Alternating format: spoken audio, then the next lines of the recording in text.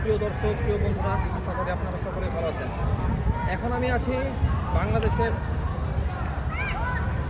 পুরান ঢাকা জেলার অন্যতম একটি ঐতিহাসিক দর্শনীয় স্থাপনার সামনে।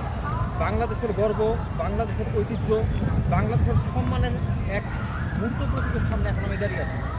আমার পিছনে দেখতে পাচ্ছেন পুরান ঢাকার ঐতিহ্যমণ্ডিত আফসার মঞ্জিল, যেটি বাংলাদেশের ইতিহাসে হাজারো বছরের ঐতিহ্যকে সমৃদ্ধ করে যাচ্ছে এখন পর্যন্ত।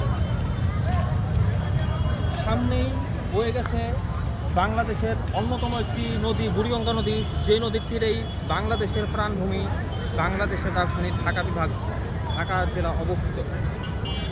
আমার চারপাশে দেখতে পাচ্ছেন সবুজের নীলাভ এক অপরূপ সৌন্দর্যের মহিমান্বিত রূপচিত্র। এখানকার রূপচিত্র, এখানকার প্রতীক রূপী, বিশেষ করে কিছু কিছু ঐশ্বর্যমণ্ডিত লীলা এক বিশেষ রকমের কথা বলে।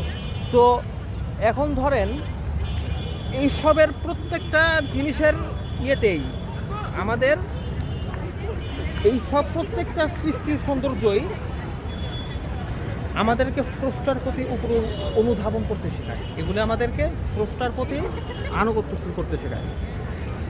তো আপনারা সকলে ভালো থাকবেন। আপনাদেরকে আরও কিছু দেখানোর চেষ্টা করবো ইনশাআল্লাহ। আসসালামু আলাইকুম। কাট করেন।